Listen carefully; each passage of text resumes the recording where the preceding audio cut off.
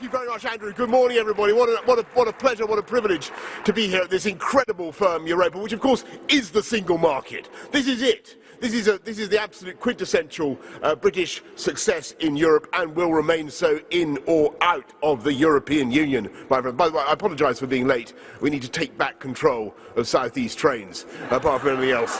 And about time TfL were given the running of those. Now listen, this morning I want you to imagine, we're all cold, I want you to imagine that the EU, imagine a world in which the EU had never been invented.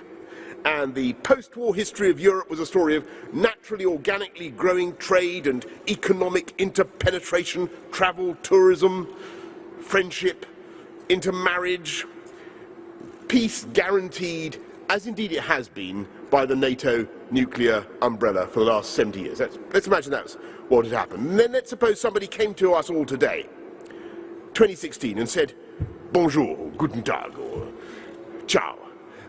We've got this brilliant idea for a new project to take all these higgledy-piggledy nations and turn them into a single political unit with a single currency and gradually moving, actually ever more rapidly, towards a single system of government. Yeah? And you Brits will have to sign up for virtually all of it except the single currency. And you say, well, okay, sounds a bit mad, bit idealistic, but you ask, how does it work? And they say, well, first of all, you've got to give up the right to make your own laws.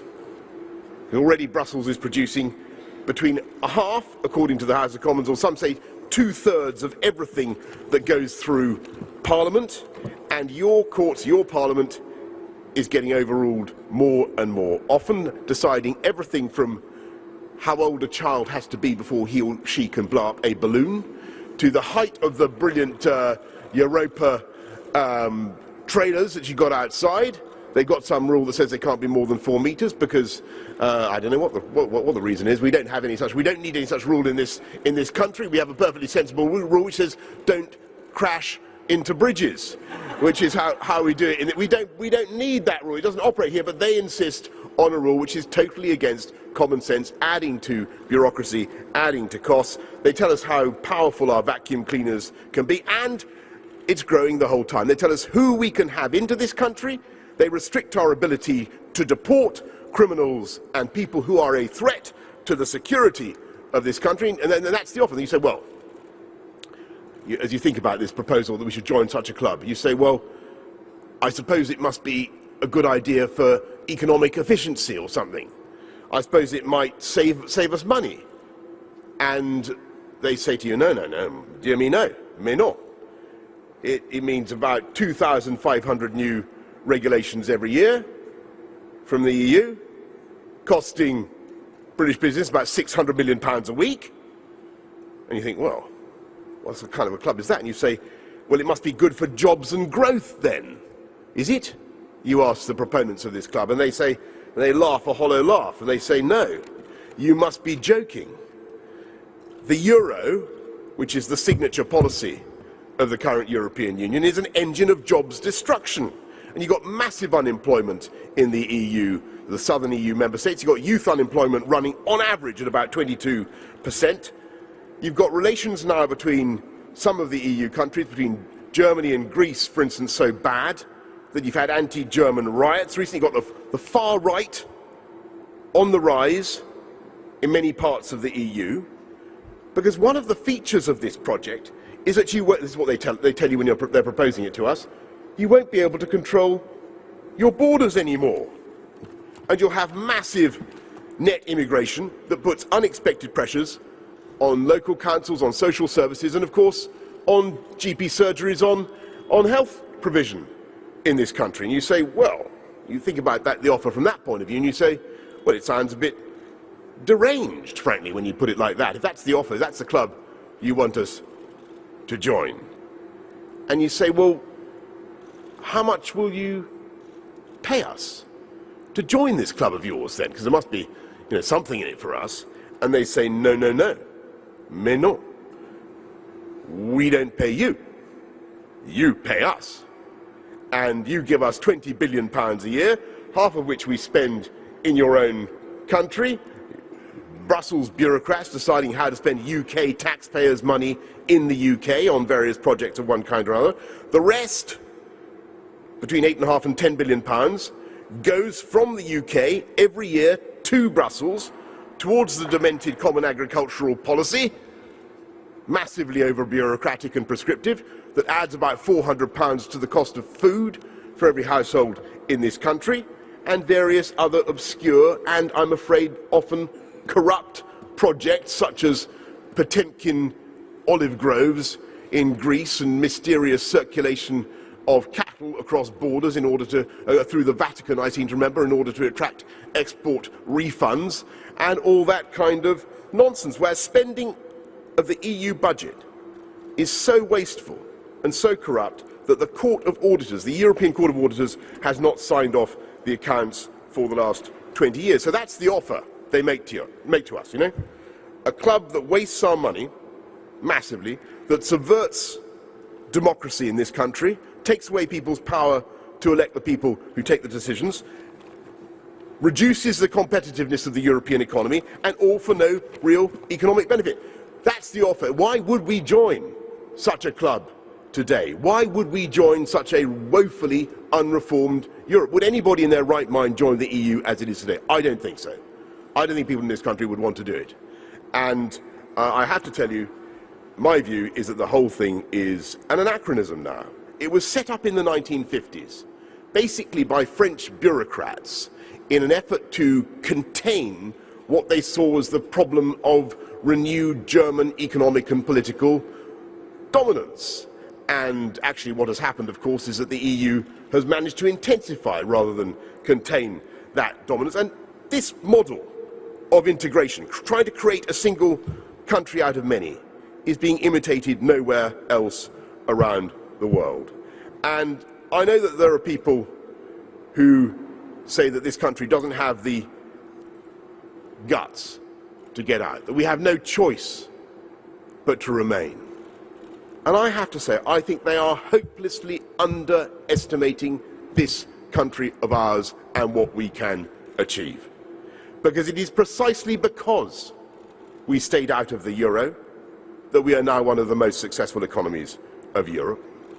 And if we burst out of the shackles of Brussels, we would be able to begin immediately with those long neglected free trade opportunities, which we can't do at the moment.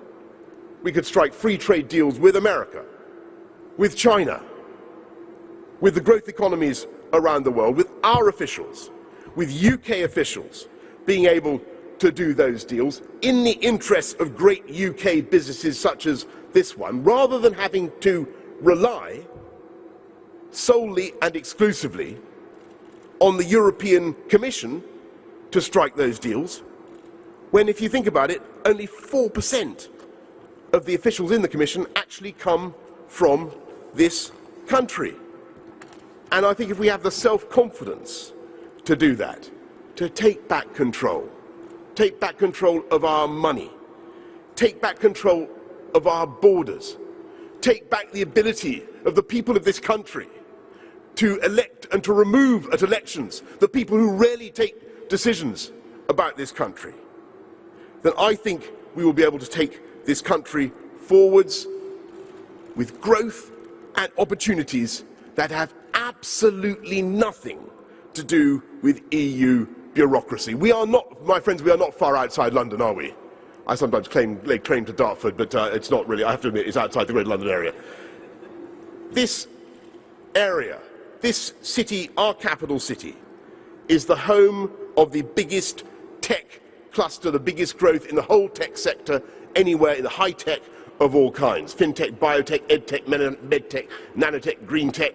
It's all happening in London. Of the 40 new tech companies worth more than £1 billion in the whole of Europe, 17 are from the UK, 13 are in this area. That has had absolutely nothing to do with the EU. It is not because of the EU, it owes nothing. That growth owes nothing to the EU. We are more creative than any other part of the European economy. We make more films now in London, more films and TV than virtually any other city on earth. We're going to overtake in a few years both New York and Los Angeles. That we're the biggest financial capital in the world. That has nothing to do with the EU. It was so before we joined the EU, and it will be so after we leave. We export from this city, and thanks to the work of some of these amazing logistics companies which you represent, we export, I can tell you, bicycles made in London to Japan.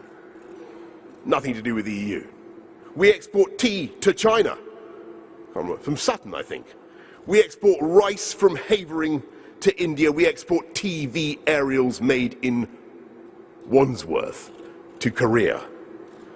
And we export growing quantities of stuff of all kinds to Europe. We export, I'm proud to say, we export cake in growing quantities, a particularly dense and glutinous kind of chocolate cake.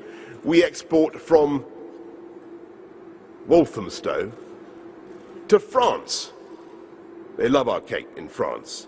I put it to you, all those who say that there would be barriers to trade with Europe if we were to do a Brexit, do you seriously believe that they would put out tariffs against UK produce of any kind when they know how much they want to sell us their cake, their champagne, their cheese from France? It is totally and utterly absurd. Is Germany really going to deprive its firms of the incredible access to capital in the City of London when we import so many of their cars? Of course they won't. Of course they won't. I think the prospects are win-win for all of us. And I think it's time to ignore the pessimists and the merchants of gloom and to do a new deal that would be good for Britain and good for Europe too. Because I think it's high time to echo exactly what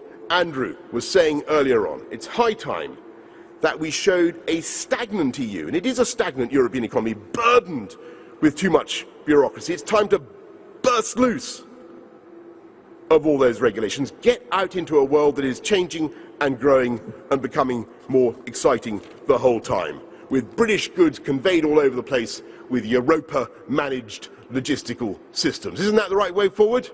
Yes, it is. Yes, it certainly is. And if we hold our nerve, and we're not timid, and we're not cowed by the Gloomadon poppers on the Remain campaign, and if we vote for freedom and for the restoration of democracy on June the 3rd, then I believe that this country will continue to grow and prosper and thrive as never before. Thank you very, very much, all of you, for listening this morning, and thank you for having me along. You didn't frankly have the balls to put country before party.